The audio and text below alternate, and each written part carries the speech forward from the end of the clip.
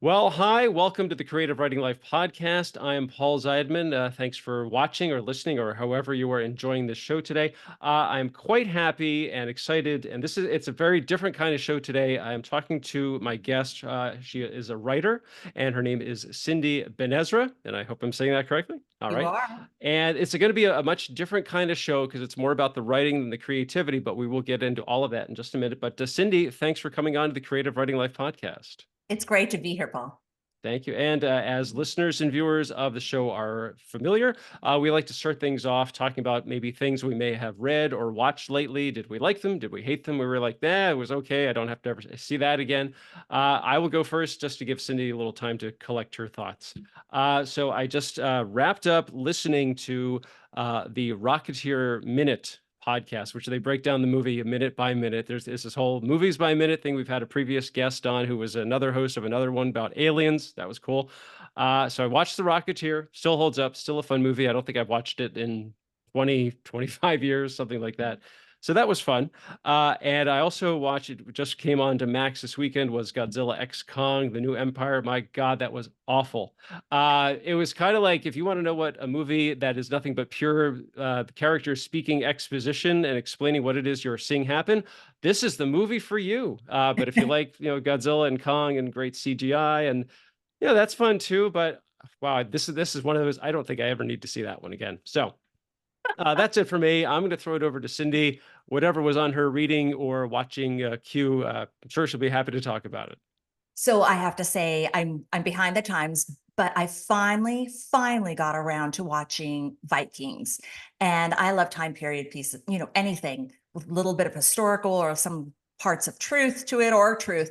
And I finally watched it and I was like a serial. My whole life is destroyed because of this. It's 6 seasons, 20 episodes, and like my work has gone to the wayside. My husband's complaining about our sex life because that's all I want to do is watch the show. I mean, everything is just all about the Vikings. And I thought it was really well done. And I started watching Shogun. Oh, Um, okay. I think that is so well done. I really Mhm. do. And it's all subtitled, but I really like every part of it. I like every episode is interesting. Okay, so have you finished watching Vikings, or are you still working your way through it? I finished it. It was finally yesterday. So now I have a life. Wow. My husband has a wife back. And so it's fantastic. Yeah. Okay, No, it's okay. great. Really great. Did you see that? I haven't seen Vikings, but I did watch Shogun when it was coming out. So every week a new episode came out. I thought they did a fantastic job. I thought it was just so well done, and all of the acting was great, and just the production value. And I think overall they did a phenomenal job. I agree. Yeah. Okay. Gotta Uh, watch Vikings. Okay, well, I've my viewing queue is already long enough as it is, and 6 seasons of 20 episodes each. That's a lot to ask of I somebody. know. It's a life.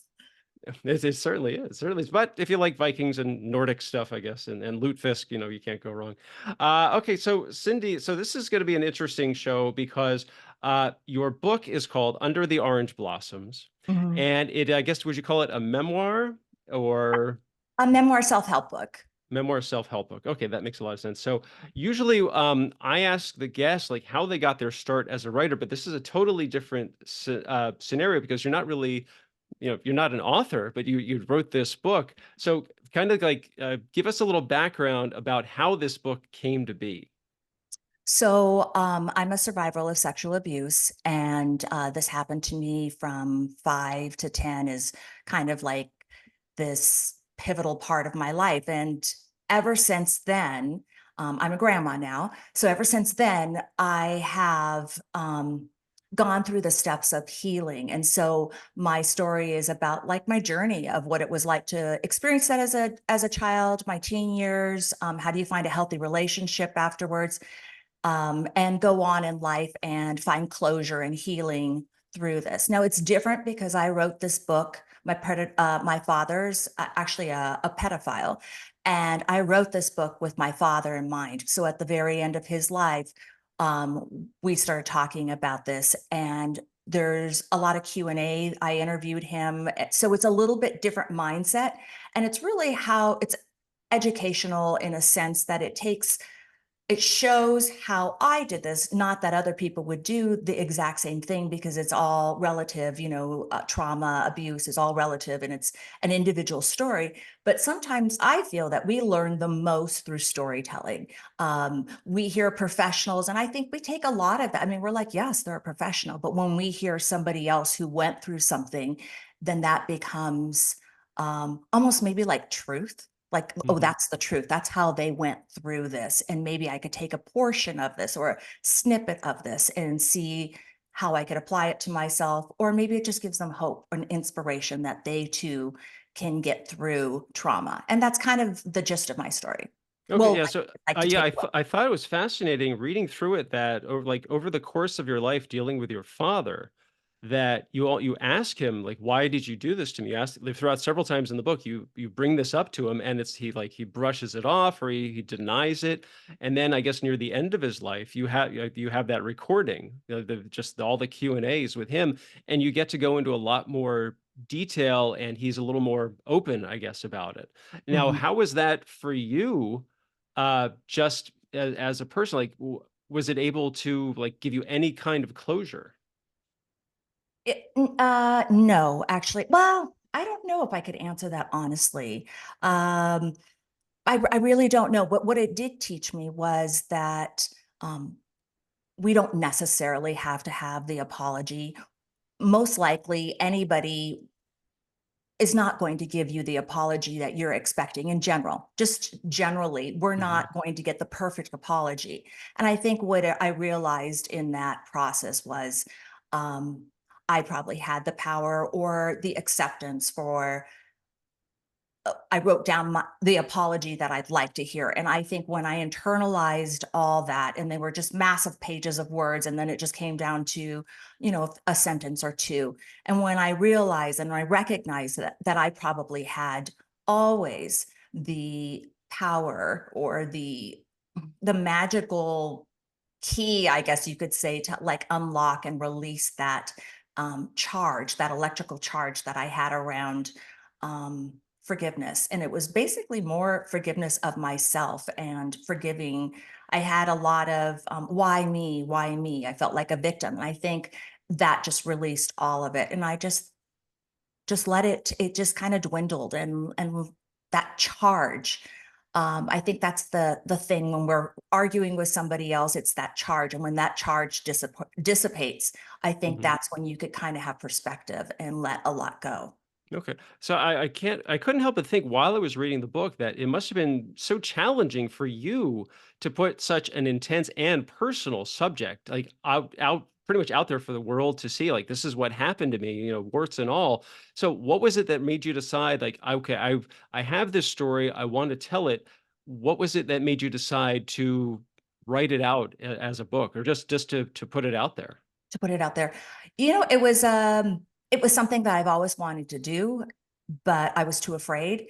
And going over the statistics, it's 1 in 4 girls that report, 1 in 4 boys that 1 in 6 boys that report. And I kept on thinking about those are the reported cases and how prevalent this is and how it's around the world, how prevalent this is.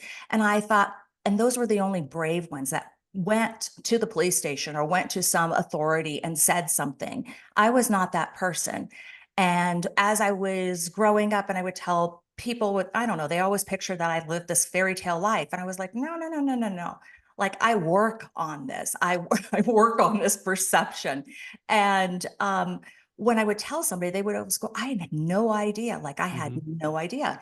And then that person would always say, not always, that person would usually say, that happened to me, or I knew of somebody else who this Mhm. happened to. And it just kind of confirmed the statistics. And I just thought, I need to talk because I couldn't have gone through all of this just to hold this inside. And I had a lot of notes. I have always been a journaler journaled as a kid. I still had those original notes. So I would go back and I would some of them I threw away and some of them I still had. And I thought, this is time, especially since my dad opened up and started talking about this. I thought this is fascinating to have the insight of a pedophile. Like, what's his mindset? And maybe somebody else will find some form of healing if they understood.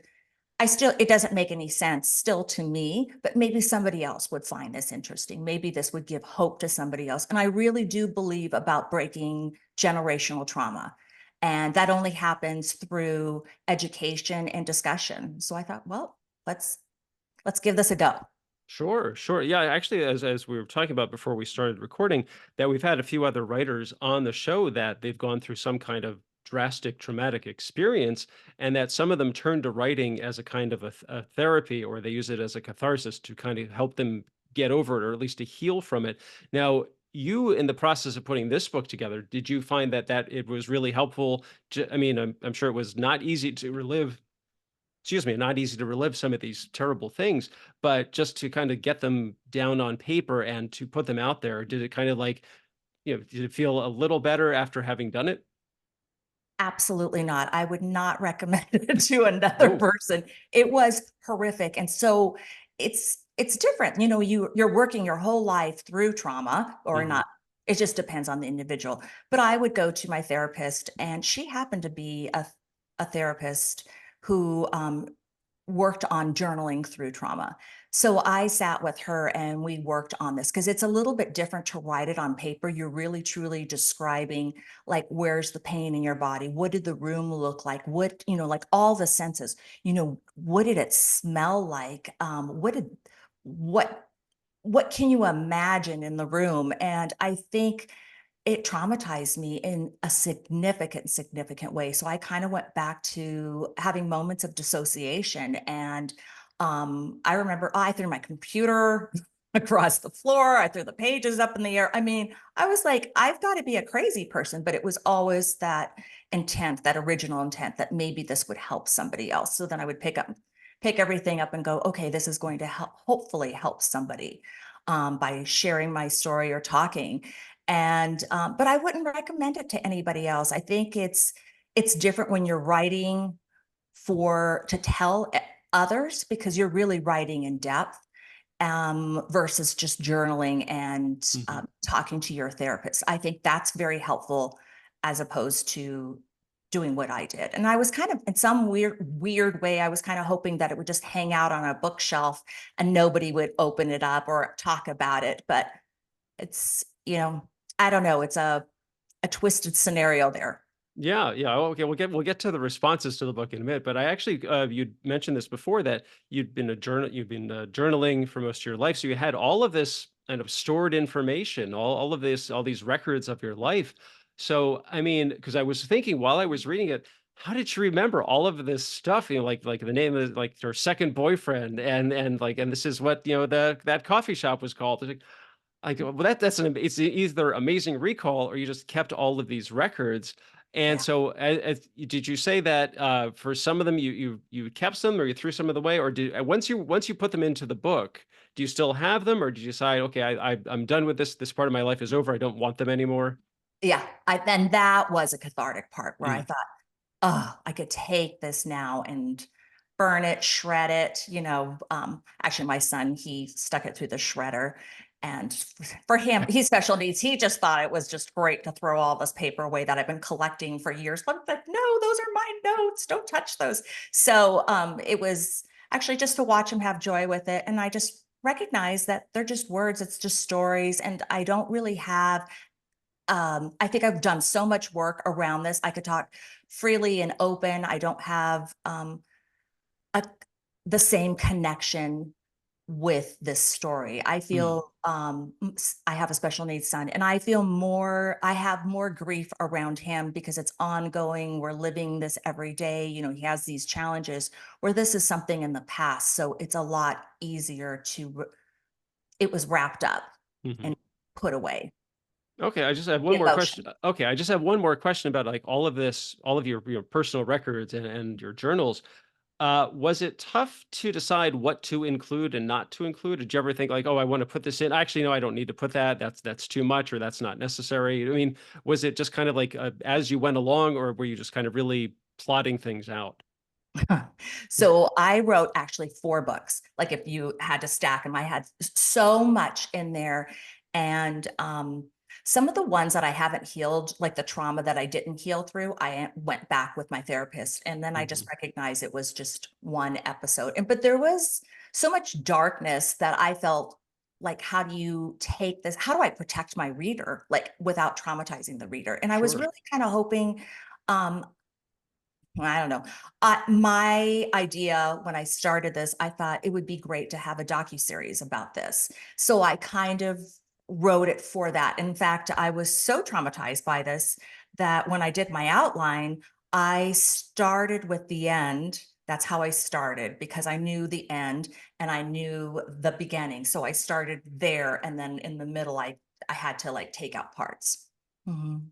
Okay. I also want to ask, while you were putting the book together and writing things down and going through all your notes and your records, did you ever have to step back? Just kind of like, okay, this is a little too much for me right now. I need to like take a little break. I'm gonna take a day off. I'm gonna take a week off, or just I need to go for a walk around the block, take the dog out, that sort of thing.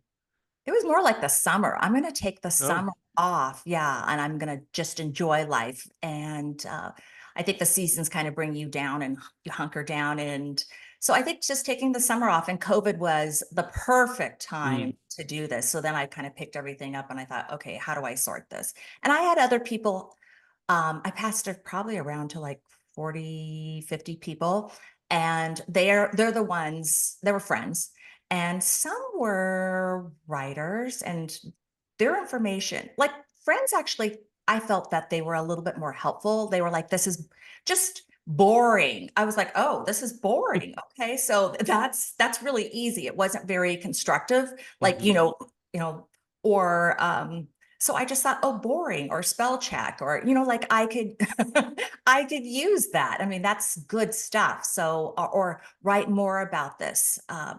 I want to know deeper details. And I thought, oh, okay, they want to know the nitty gritty, and how do I protect the reader? Okay, so that brings up a great question. Is that so? Okay, so you have your draft done. I Mm. mean, who? So you went to friends, and I guess friends who also happen to be writers, uh, and that's kind of like an inkling of the feedback that you got. I mean, I guess the question I'm trying to get at is like, how helpful or not helpful with some of the feedback? I mean, boring and spell check, that's one thing, but, like, did anyone say, "Oh, this is too much," or that, "That's really intense," or, "You might wanna dial this back"? I mean, was it a wide, spectrum of comments, or did everyone seem to have almost, like, the same sort of things to say? Everybody pretty much had basically the same things to say. I really appreciate where people said, "Can you get more into the feeling, more in depth in this part?" And I found it. I didn't want to have parts sensationalized, but I found Mhm. that people were really interested in the nitty gritty and the drama. And I thought, well, gosh, and it was over and over again. And I thought, okay, this must be interesting to people. Were you ever, like, writing something and just thought, "Oh, this is not working," you had to, like, scratch a chapter, or like, "Okay, I need this something, I'm not getting the message across, I need to go back and start over," or, were you doing a lot of self-editing while you were writing, which writers tend to do? Yeah, and then, when I did do that, I noticed that, people found that boring. It just didn't flow, it just didn't come from the heart, so it was always just boring, and I don't even know where you're going with this, and so then I just started writing.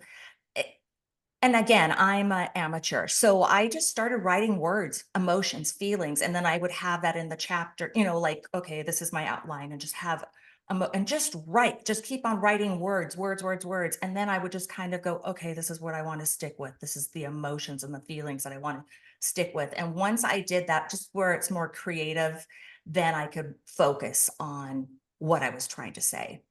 It Okay. was- Oh, okay, that makes a lot of sense. Oh, so one of the things I thought was really a great addition to the book. So you tell your story, and then the story about with your father ends, and it's all about you after that. And so you have this great section at the end of the book about self-healing techniques. And Mhm. it's almost like, so if it was like 20 different things that if people can try. I mean, I wrote, sticky notes, yoga, visionary work, mantras, journaling, as you mentioned, exercise. And so I was hoping you could touch on some of those. I mean, like yoga, I know what that is, and exercise, I know what that is. But like sticky notes and visionary work, like what are those, and how are those able to help you? So if you're looking for inspiration and you're feeling really at your lowest point or your darkest moment, and we all get like that, but I think sometimes we get stuck in the muck, and you want to transition yourself out to just feel what inspires you. Like question yourself, what inspires me? What makes me feel where there's something more, or how do I get out of this rut?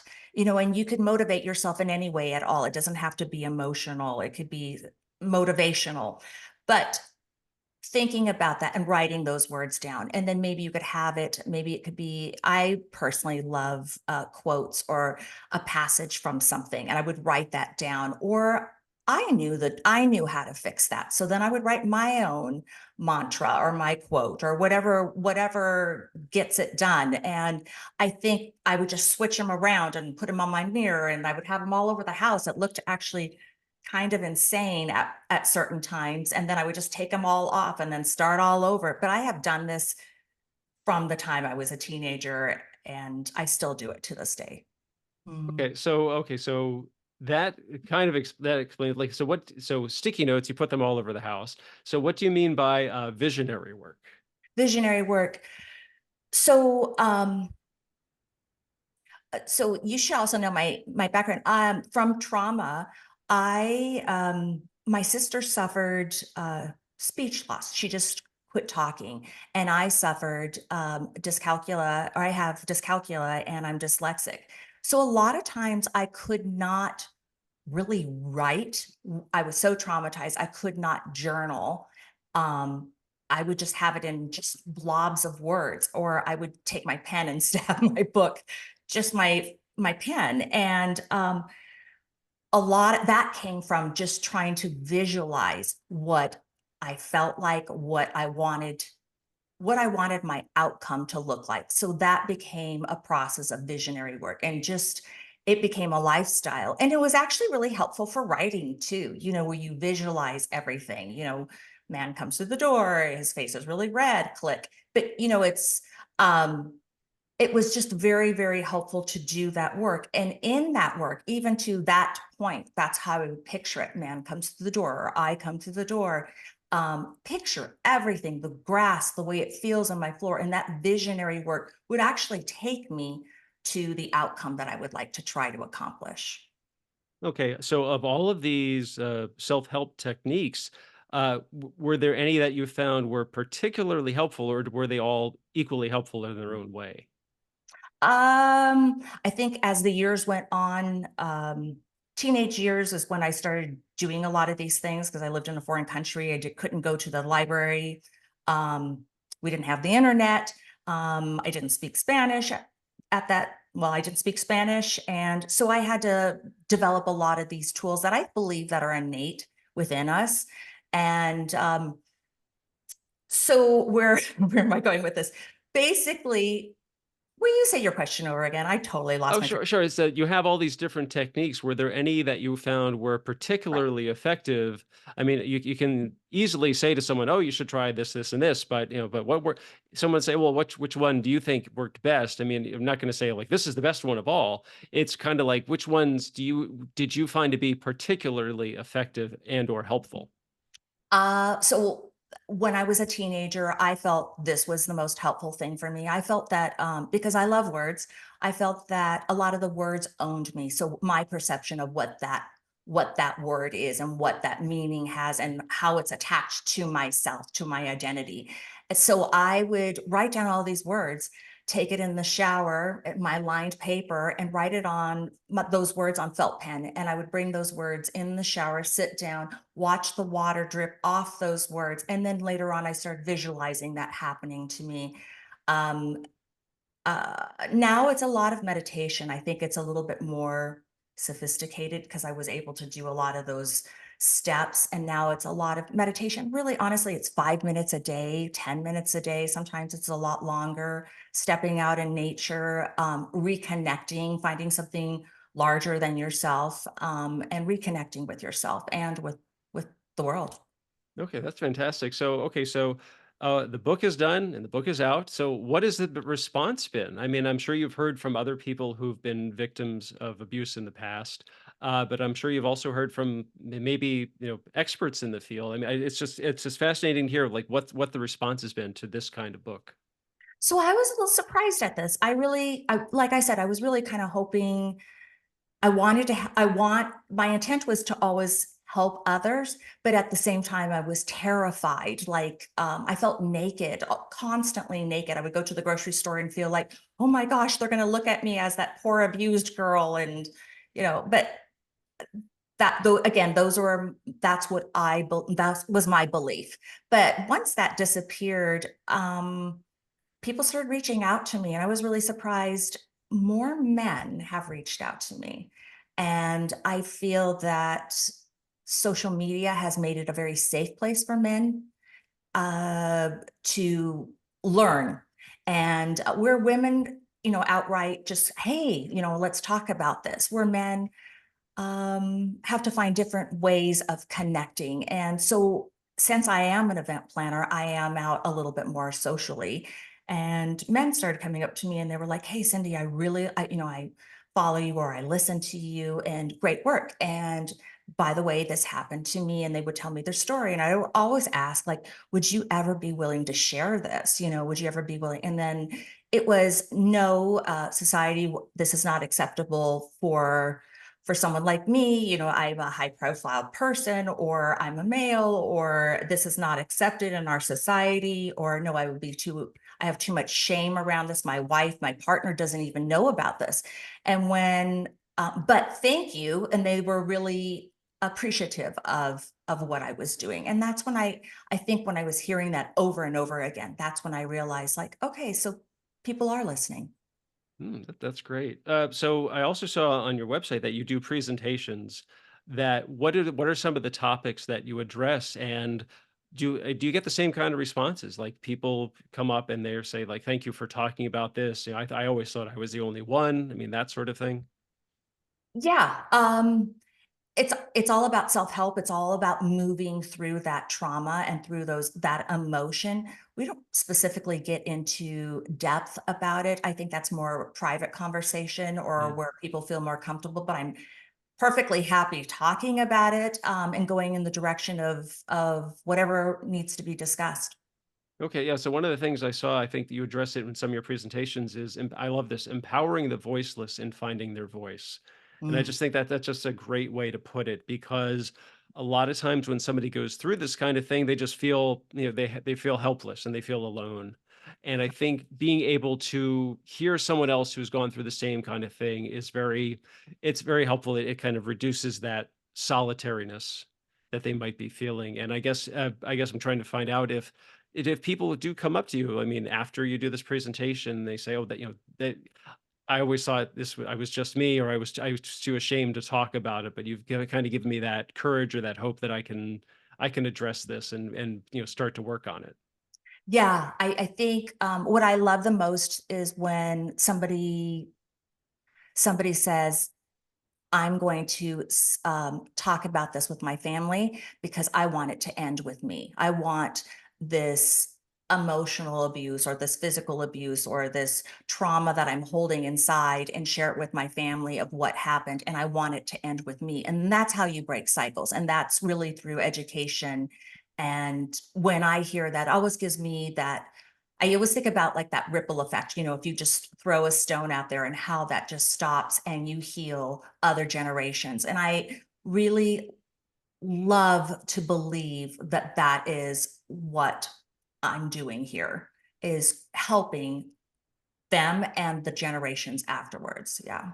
Okay, no, that's fantastic. So this is the part of the show where I would normally say, like, what advice would you have for other writers who might want to try this approach? But you kind of addressed it earlier, saying that you don't recommend it. But I guess, would you say that it's really up to the individual, Yeah. that if they want to, take a stab at, writing, maybe help writing about what they went through will help them heal or help them try to get a better grasp of it.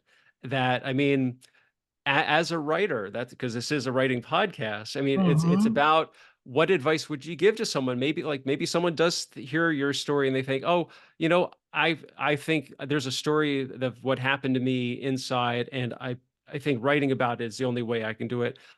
I mean, is there a way that you would recommend, or maybe like to be honest with themselves, don't hold back? I mean, whatever you would suggest. I think, if you have a story to share and you feel almost like you have to share it, where it's like if you're going to burst if you don't share your story. You should. You absolutely should. And as long as, you could consult with somebody else, maybe a professional or a friend or whomever it might be.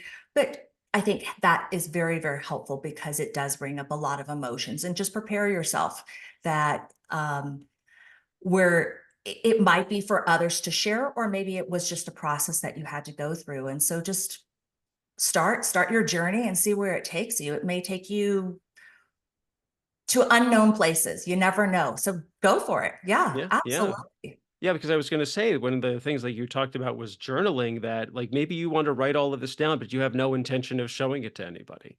Right, It just helps to get it out of your system almost. right. I now that part I think is very cathartic, when you're writing something down and it's on the paper, it's out of your mind, it's like your junk box, it's just there. But if you ever want to go back, you could look at it and go, oh gosh, I was feeling a lot of this stuff, and well, I'm done with this, and you throw it away. It's very much like that. Okay, so the book again is called Under the Orange Blossoms, and, how can people get a copy of the book for themselves? Uh, Amazon probably is the easiest place, but it's in every other bookstore that you could think of. So I'm grateful for that. And if you want to reach out to me, I'm www.cindytalks.com, or just look me up, Cindy Benezra. Okay, and also, because we talked about you do presentations, so if people want to find out maybe about having you do a presentation to a group or an organization that they may be involved with, is cindytalks.com the best way to get in touch with you? Sure is. Yeah, that's the way. Okay. All right, fantastic. Cindy Benezra, this has been a very, very informative and enlightening discussion. Thank you so much for being here today. Likewise. Thank you, Paul. Oh, my pleasure. And again, her book is called Under the Orange Blossoms. I got my copy right here, and her website is cindytalks.com. You can check out my screenwriting blog, Maximum Z, at maximumz.blog. Oh, Cindy, are you on social media at all? Yes, I'm on everything but Twitter. Everything but Twitter. Okay. Is that also at Cindy Talks? Cindy Benezra. Cindy And Benezra. yes. Okay, everything but Twitter. Well, I'm still on Twitter, and that's at maximum_Z. I'm on Instagram at Pez Screenwriting, and you can check out my screenwriting books on Amazon. Just look for my name; it's the only one on there. Again, this is Cindy. I'm Paul. This has been the Creative Writing Life podcast. Thanks for listening. Stay safe, stay healthy, and most importantly, go write something.